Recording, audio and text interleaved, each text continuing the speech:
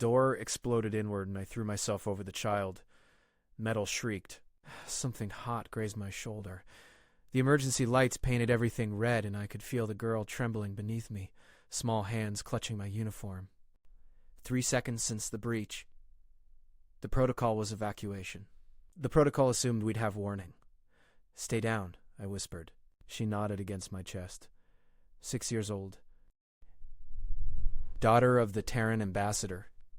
My assignment for the past 4 months on this godforsaken diplomatic station orbiting a world whose name I still couldn't pronounce. The explosion's echo faded and I heard boots. Not ours. Too light. Too fast. I'd seen the Valkyrie once before during the welcome ceremony. Tall. Elegant. Their queen had moved like water, like something that had never known doubt. The guards around her had been still as statues, their armor catching light in ways that hurt to look at directly. I'd been impressed. I'd been told not to stare. The boots stopped outside the playroom. My sidearm was in my quarters. No weapons near the child during cultural exchange hours. Protocol was going to get us both killed. The doorframe bent. Something pushed through. Not something. Someone. Valkyrie.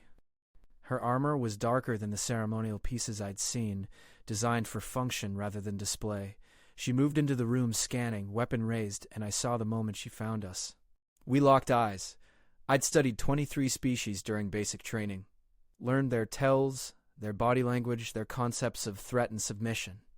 The Valkyrie section had been brief.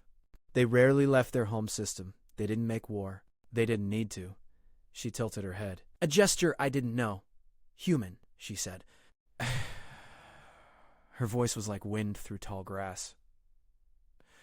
Move away from the child. You cannot stop me. I know. Silence. The red emergency lights pulsed. Somewhere distant, another explosion rumbled through the station's superstructure. The girl's fingers dug into my ribs. You are injured, the Valkyrie said. I hadn't noticed. Adrenaline. I could feel it now, though, warm blood soaking through my shoulder. The shrapnel had gone deeper than I'd thought. I'm fine. You are not. She lowered her weapon slightly. I am Sarvith, third of the Queen's Guard. There has been a misunderstanding. You blew a hole in our station. We did not. The craft did.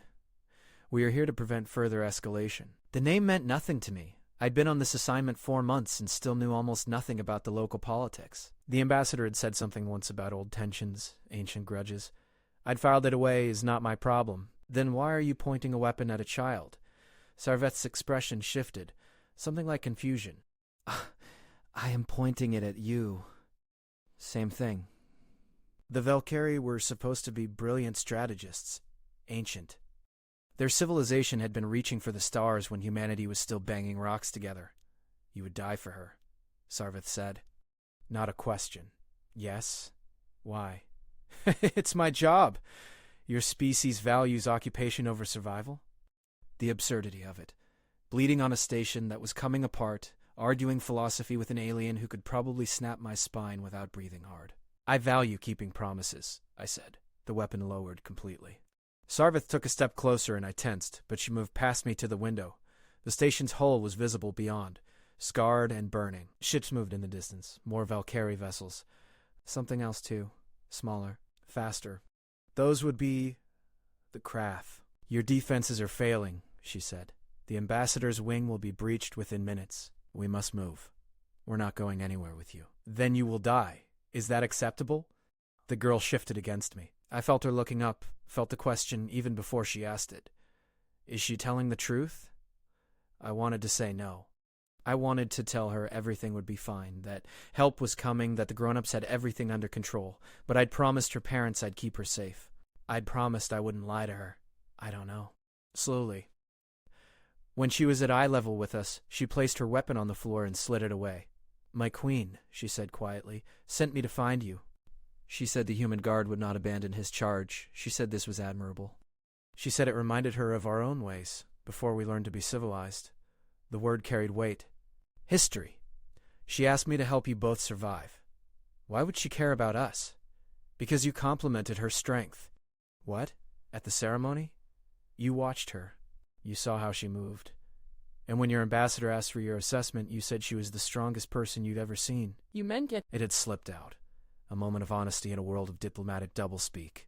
So, Sarve stood, retrieved her weapon. So she has not smiled in 300 years. Until you said that. Till someone finally saw her clearly. The station shuddered.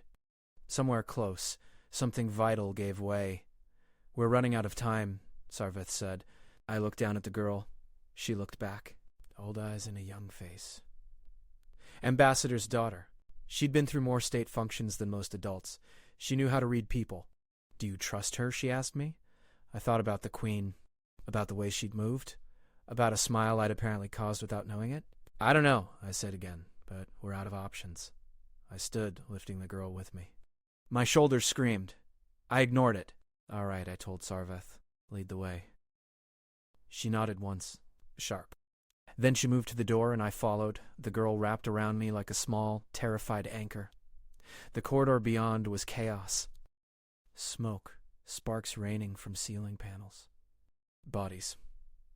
I forced myself not to look too closely. Forced myself to keep moving. Sarveth moved like a shadow, weapon up, checking corners. Professional. I'd trained with professionals my whole career. She was something else. Something that made training look like practice, survival look like art. We rounded a corner and ran straight into them. 3 Krath, shorter than humans, wider. Their skin was mottled gray, their eyes multifaceted and gleaming in the emergency lights. They had weapons. They saw us. Sarveth fired first. The sound was wrong. Not a bang, but a whisper. The lead Krath's head snapped back and he dropped. The other 2 scattered, returning fire, and I dove sideways into a doorway, shielding the girl with my body. Heat washed over us. The wall where I'd been standing melted. I looked back. Sarveth was in the open, moving, her armor absorbing hits that would have vaporized me. She moved between the Krath with a dancer's grace, and they fell. 2. Silence. Are you injured? No. We continue. The girl was shaking harder now. I wanted to stop, to comfort her, to tell her it would be okay, but stopping meant dying. So we moved. The route Sarveth took made no sense. We went deeper into the station, away from the docking bays, away from the obvious escape routes. I wanted to question her, but didn't have the breath. My shoulder was on fire. Blood loss. Shock waiting in the wings. We descended 3 levels through maintenance shafts I hadn't known existed. Emergency hatches sealed behind us. The sounds of fighting faded. And then we were in a corridor I recognized. The diplomatic wing. The ambassador's quarters. The door was open. Inside was carnage. I turned the girl's face into my chest, held her there. Sarveth moved through the room, checking. When she returned, her expression was unreadable. I am sorry, she said. Maybe she was too scared. Maybe she already knew. I felt something crack inside my chest, something that had nothing to do with my injury. Where are we going? I asked. My voice sounded far away. To my queen, Sarveth said. She waits in the secure section. The craft cannot reach her there. You will both be safe. And then what? Then we find out why the Krath attacked a neutral station? Why they targeted Terran diplomats specifically. And we decide what comes next. Paused. Looked back at me. You are still bleeding. I know. I wanted to sit down and close my eyes and let someone else handle this. But the girl's weight against me was real. Her heartbeat was real. The promise I'd made was real. Yes. Sarveth's expression softened. Just slightly. Just enough for me to see. You are stronger than you look, human. My name is Reeves. The Queen will wish to speak with you. She finds your species fascinating. Because I complimented her? Because when you make promises, you keep them. Because, she hesitated, because we have spent so long being legends that we forgot what it meant to be real. Another explosion. Closer. The walls trembled. We need to move, I said. Sarveth nodded and we ran. The secure section was deeper still, carved into the station's core where the hole was thickest.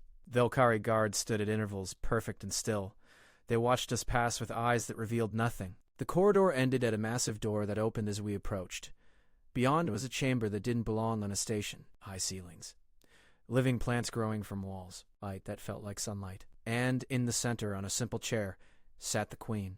She was exactly as I remembered. Tall, elegant, but different too. Here, away from ceremony, she looked almost relaxed. Almost human, despite everything about her that wasn't. "Reeves," she said.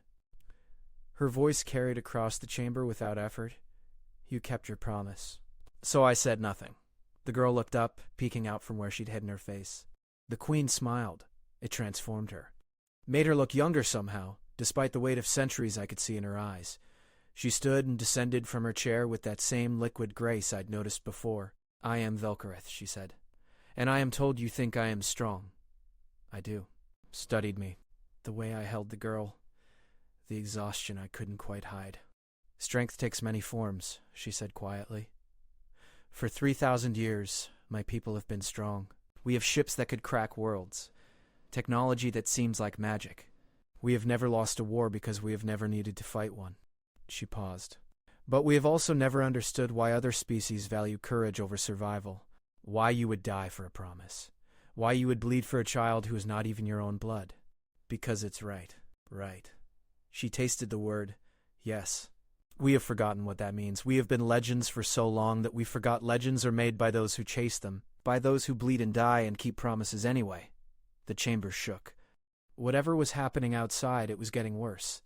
"My queen," Sarveth said. "We need to evacuate." "No." Velkareth didn't look away from me. "We need to fight. The craft came here for a reason. They want this station. They want access to the trade routes it controls. They think we will stand aside because we always stand aside, because legends do not dirty their hands with small conflicts. This time it had edges. They miscalculated. Gather the guard. Full combat protocols. Show them what legends look like when they remember how to be real." Sarveth bowed and left. The chamber emptied quickly, guards moving with purpose. Within moments it was just us. Me, the girl. "The Queen, your wound needs treatment," Velkareth said. "I'm fine." "I understand." She gestured and a door I hadn't noticed opened. "Through there is a medical bay. Take the child, get treatment, rest. I should, so you can continue keeping promises." She moved past me toward the main door, paused. "And when this is over, I would speak with you again. There is much my people could learn from yours." "From humans? From those who chase legends instead of being them?" She left. I stood there holding the girl bleeding, trying to process everything that had just happened. The girl tugged on my uniform. "She's nice," she whispered. I almost laughed. "Nice. Sure. An ancient alien queen who commanded world-breaking technology and had just decided to go to war. Nice. Yeah," I said. "I think she is." The medical bay was beyond anything I'd seen before. Automated. Efficient. Within minutes my shoulder was sealed, the pain reduced to a dull ache. The girl sat nearby, watching with eyes that had seen too much. "Are my parents dead?" she asked. I wanted to lie. I wanted to protect her from the truth, but I'd promised not to lie. "I think so." She nodded. Didn't cry. Just nodded. "What happens now?" "I don't know, but I won't leave you." "Okay." But I can't say next to me, put her head on my good shoulder. I put my arm around her, and we sat there listening to the distant sounds of battle, of legends remembering how to fight. Hours passed. The sounds grew louder, then quieter, then stopped. The door opened, and Sarveth entered. Her armor was scorched. She moved differently, tired. "It is done," she said. "The Krath are retreating. Their attack forces destroyed. Casualties? My queen fought beside us." She said it with something like wonder. I had never seen her in true combat. None of us had. She was magnificent. "More than all right. She is smiling again." The girl stirred against me. "Can we see her?" Sarveth looked at me. I nodded. We followed her back through the corridors, now crowded with Velkari warriors, with medical teams, with the organized chaos of aftermath. The Queen's chamber had been transformed into a command center. Velkareth stood at its heart, directing, commanding, alive, in a way that made the ceremonial version seem like a shadow. She saw us. Crossed the room. "You are well," she said. "Thanks to you." Thanks to promises kept, she knelt before the girl. "You have lost much today. I am sorry." At this ancient being who commanded power beyond comprehension, and she nodded. "Thank you for saving us." Velkareth's expression softened. "You are brave. Like your guardian, Reeves is strong too, the girl said. I think he's the strongest person I know. That smile again. Yes, she said quietly. I think perhaps he is. She stood, addressed the room. This station will be rebuilt. The craft will answer for this attack. And we will ensure it never happens again. Then, softer, just to me, stay. Both of you. There is much to discuss, much to learn. From each other. I looked down at the girl. She looked back up at me. What do you think? I asked her. She considered it. 6 years old and already wiser than she should be. I think legends are better when they're real, she said. The Queen laughed. An actual, genuine laugh that rang through the chamber like music. Indeed, she said. Indeed they are. And somewhere in that moment, standing in a room full of ancient warriors who had remembered what it meant to fight for something real, holding the hand of a child who had lost everything but chosen courage anyway, I understood. We were all chasing legends, all trying to be strong enough, brave enough, worthy enough, but the real strength was in the trying. In the bleeding and the promises and the refusal to give up even when giving up made sense. The Velkari had been legends for 3,000 years. It had taken a human complement and a human child to remind them what legends were actually for, not to be admired from a distance, but to inspire others to be better than they were. The station hummed around us. Being repaired, being rebuilt.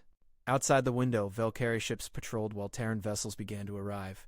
Reinforcements too late, but appreciated anyway. The girl squeezed my hand. Are we going to be okay? She asked. I looked at the Queen. At the warriors, moving through the chamber with purpose and pride. Yeah, I said. I think we are.